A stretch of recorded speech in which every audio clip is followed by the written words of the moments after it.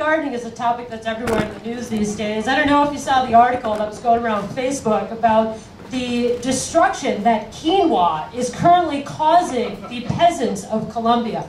This is true, look it up. And so not only when we talk about organic gardening do I have to think of myself as a person of the earth, I have to think of it as a person of a completely over-entitled country. You know, all those white people problems and everything else. So I want to just give you a little talk about organic gardening and how that affects me. First slide, please. Well, obviously, you know, I mean, we hear in the news all the time about Monsanto and all the genetic, you know, farming and crops and all this stuff and how that's really bad. And I happened to come across these two lobsters one day in my kitchen, you know, before we got any cats that kill everything in sight. And they just reminded me so much of that greedy GOP mentality. And I thought, you know what, I can no longer participate in this system. I've got to have my own organic garden. Next slide, please.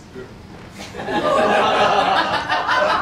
I don't know if y'all have ever been to a Minnesota Twins game, but you can get nachos served in a baseball helmet, which is completely awesome. But if you think about it, those people are so headed on the road to gastric bypass. So while this may actually be kind of what a Minnesota Twins season looks like, you know, you start out really crappy, but as the season goes on, you start thinking about, okay, the Twins can do it, I can eat more nachos. I don't have that problem because baseball kind of sucks. So whenever the Twins get good, I think of all those people sitting there in the brand new Twins stadium, eating their nachos and everything else, and I turn to my gardening, and it's a very good feeling. Next slide, please. This is the emblem of the organic gardening movement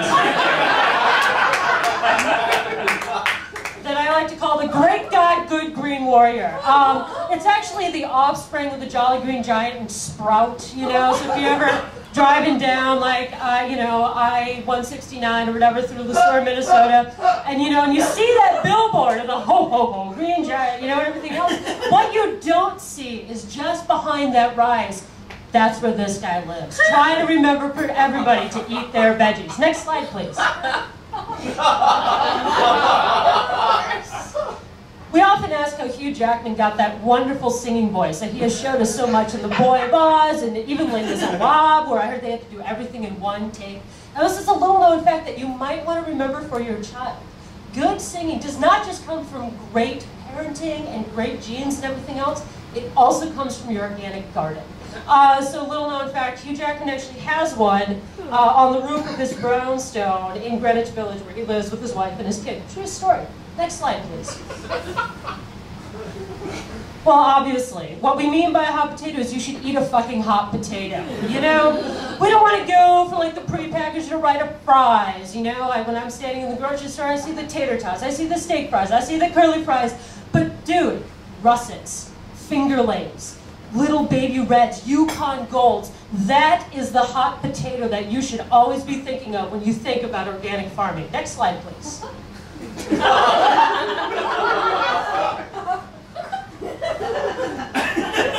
Africa has a little bit of a problem with organic gardening. Mainly, you know, as I was alluding to at the beginning with the quinoa and thinking about yourself as, you know, over-entitled first world problems, we forget about the lions. You know, that whole continent of the Serengeti and everything else. When, you know, the rainfall and everything else just doesn't add up to good organic gardening. This is what happens, right?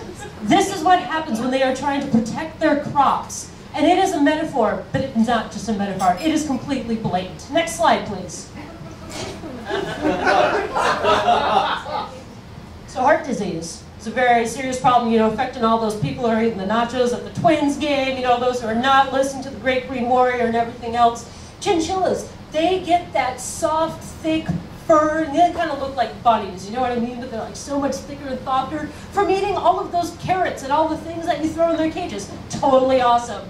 Ted Nugent likes to kill chinchillas with his guns, right? Which is why he is you know, connected very well with the heart disease here, because he is a very sad GOP Monsanto kind of loving kind of guy and does not do organic gardening. Next slide, please.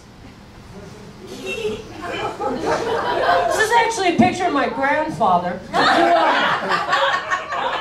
He grew up on a farm in South Dakota, right outside Del Rapids, a little bit out of the way of Sioux Falls. I know, you don't think there's anything around Sioux Falls because you don't think that Sioux Falls is anything. It's true, though. There are things, like my grandfather. Back about 1920, you know, his family had a decision to make. Now, do we go with the gardening or should we keep on the livestock trail, right? Well, they looked at their little son Raymond and decided, so not safe. We got to go with the gardening. So, Zeilers, you know, I would definitely recommend for your future child to pick that route as well. Next slide, please. Neil Patrick Harris, I'm totally guessing he's a vegetarian and loving his organic garden. Minotaur totally ate the shit or tried to out of Daedalus and Icarus. Who are we going to root for? I mean, really. Neil Patrick Harris, who looks fabulous as Peter Pan. I don't know if you guys have seen that picture of his cute little family and his twins from Halloween a couple years ago. Totally awesome. Organic farming, Neil Patrick Harris, all the way. Next slide, please. Folks, I gotta tell you, I don't know of any more of a blatant illustration of what will happen to you if you do not go down the organic garden. Next slide, please.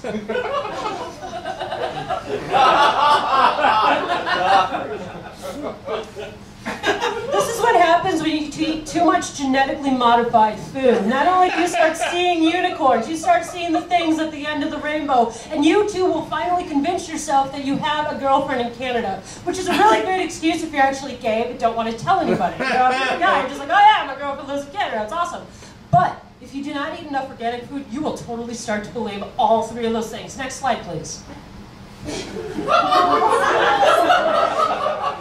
Yeah, we hear about Seven Sigma all the time in the business world. I know it's really one of those corporate speaks up there with put it on the table or put it in the parking lot or let's have a meeting about a meeting and all that other stuff, right? With organic gardening, you don't need that. You just hold the ground, put the seeds and water it and watch the magic happen. So really, think about these awesome little guys. The next time you hear Seven Sigma, go, no, I don't want that.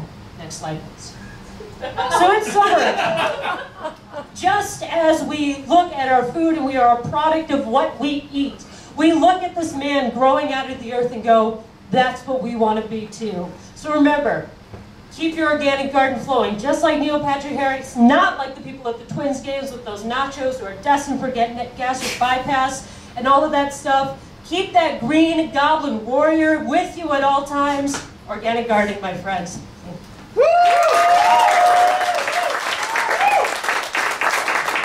Wonderful job, Allegra. I think we all learned something and make sure